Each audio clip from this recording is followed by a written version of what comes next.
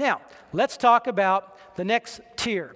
What happens if Huckabee is out of the race? Well, if Huckabee gets out, a lot of people have a chance. And I predict that if Huckabee gets in, as I said, it'll stay the same. But if he does get out, lots of others will have a chance. Tim Pawlenty is the governor of Minnesota. He is a lawyer, previously a Catholic, now an evangelical. He has a lot of faith talk when he speaks. He spoke at the Republican Statesman Dinner, and he talks very comfortably about God and prayer, kind of in broad general terms. He's a social conservative most of the time. My counterpart, who runs the Minnesota Family Policy Council, said that he did support the marriage amendment. And so that was good. He actually is supporting him. He thinks very highly of him. But he also did support some homosexual rights bills, which he now regrets and publicly regrets that he did that. And has kind of a pragmatic streak, is kind of at the same place where our legislature is with gambling. He's gotten to bed with a lot of the casino interests and whatnot. But he is a social conservative most of the time. He's been very early on in the race. And he's had his exploratory committee. He's got a PAC. He's been endorsing candidates. So he's really been doing his homework well in advance.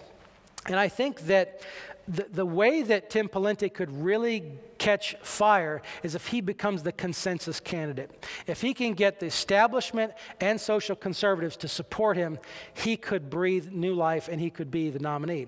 He's not doing incredibly well in any of the 4 states, though. That's where the challenge has got to be. And that's what I'm saying. If Huckabee gets out, that oxygen has got to go to somebody, and he's got to be able to capture that. He's not dynamic, but he's very affable. He's very friendly. He kind of reminds me of a political version of Joel Osteen, the guy you see on TV in Texas that has the big church. And some people have described him as a George Bush light, kind of a candidate. So, that's Tim Pawlenty. One downside on his policy, he is an environmentalist, so he has a leftist view on the environment, and he does speak of global warming, and that's not going to bode really well with some primary voters within the Republican Party. Now, Newt Gingrich. I like Newt Gingrich a lot. He is, without a doubt, always the smartest guy in the room. And in my opinion, I think he's the most brilliant policy analyst in American politics, and he's also an outstanding strategist, politically speaking.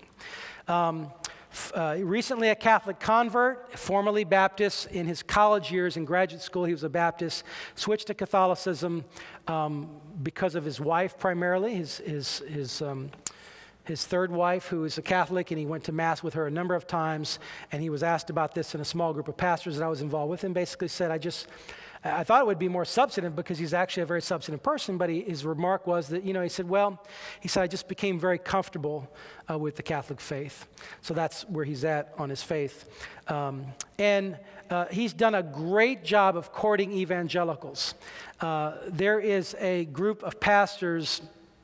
There's a thing called Pastors in Pews that meets in these critical states, and they gather 500-600 pastors at a time, put them in a hotel. My good friend David Lane in California gets funders for this whole thing. It's a premier pastors conference. They do them very strategically in states where it's going to make a difference, and it's designed to immobilize that social conservative vote, the religious conservatives, and get to pastors to communicate to their congregation. And so Newt Gingrich has been faithfully going to these meetings in Iowa, in New Hampshire, in South Carolina, in Nevada. I give the talk to the pastors on what they can and can't do legally. So I'm kind of a part of the traveling show and have been interacting with them. And he's been sitting down with pastors in a small room, and this has been reported publicly, so it's not divulging any confidences, but he's been just saying, look, I've had some things in my life I'm not ashamed of. And he is literally just opening himself up to any question, being extremely vulnerable. It's very smart. It's very a humble thing for a man of his stature to do. And he's just saying, look, I want you to pray for me, and I want you to ask, should I be the next president? And so he's doing a very good job at traveling to the key states and talking to evangelical conservatives and other social conservatives as well. He's doing a lot to try to he has a kind of a sharp image. He wears a Mickey Mouse watch now. And I commented to his press secretary, I said, it's going to take more than a Mickey Mouse watch to turn those negatives around. But he's very smart, though. I mean, he's very smart. He's very serious about what he's doing. He's been planning and thinking about this. And he also has learned to speak fluently in Spanish, which is actually remarkable to do in a short period of time. But he's been able to do that. And so theoretically, he'd have the ability to reach out to Latinos. He has high name recognition, but he also has very high negatives.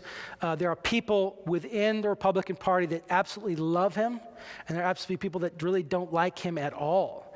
And so he really has to be able to turn that equation around. He has, and he admits, but he has had a jaded personal life in terms of his marriages, and so a lot of religious conservatives may have a hard time swallowing that. So that's Newt Gingrich. Now, the person that I think could be a real surprise candidate in this whole thing is Michelle Bachmann. I think you watch this congresswoman, because I think she has real potential to surprise everyone in the way kind of that Huckabee did. First of all, the first thing that has to happen is that Huckabee has to not run. If Huckabee doesn't run and Sarah Palin doesn't run, I predict that Michelle Bachmann will explode upon the scene, and you're going to hear a lot about her. She is a congresswoman from Minnesota. She is a tax lawyer. She not only has a law degree, but she has what's called an LLM, which is an advanced doctorate of law in tax. She's been a trial lawyer and a tax lawyer.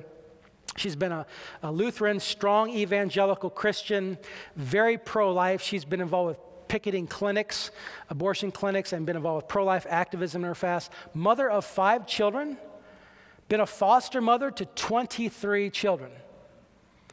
That's a life experience that's very, very powerful to an ordinary voter.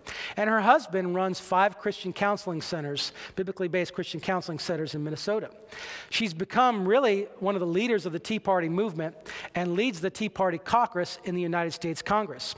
And so she has very, very strong social conservative credentials, and she has very strong economic conservative credentials. And so she could possibly, if she could unite evangelical conservatives and also fiscal conservatives, both in the establishment and in the Tea Party primarily, then she could really have game in the primary. Now, there's people that say, well, she's a one-string banjo, she can only play a certain thing. But I think if she can find a theme that resonates across the aisle, if she can paint a bigger picture for America, she could have the potential to really do something serious. She raised more money in the first quarter than even Mitt Romney, which is surprisingly came from very small contributions all over the country. And so she's shown some ability to be able to do that. Now, the left is absolutely trying to demonize this precious woman. And why are they doing that? Well, because if you're a minority, the liberals think you belong to them. And if you're not going to be with them, then they're going to go after you tooth and nail. And this is what they did to Sarah Palin. So this is unfortunately a politically correct situation, but she has been weathering that demonization process by the left fairly well and been able to do it. She's very articulate. She's very sound in her ability to understand policies, a decent debater. And, one final question is, a lot of people tell me, is America ready for a president of the United States that's a woman? I don't know. I don't know the answer to that question. And some people say that they're more likely to vote for a black American than they would a woman. And I don't know the answer to that question. But if there is a woman, she'd be a woman I'd like to see be on the ticket, certainly.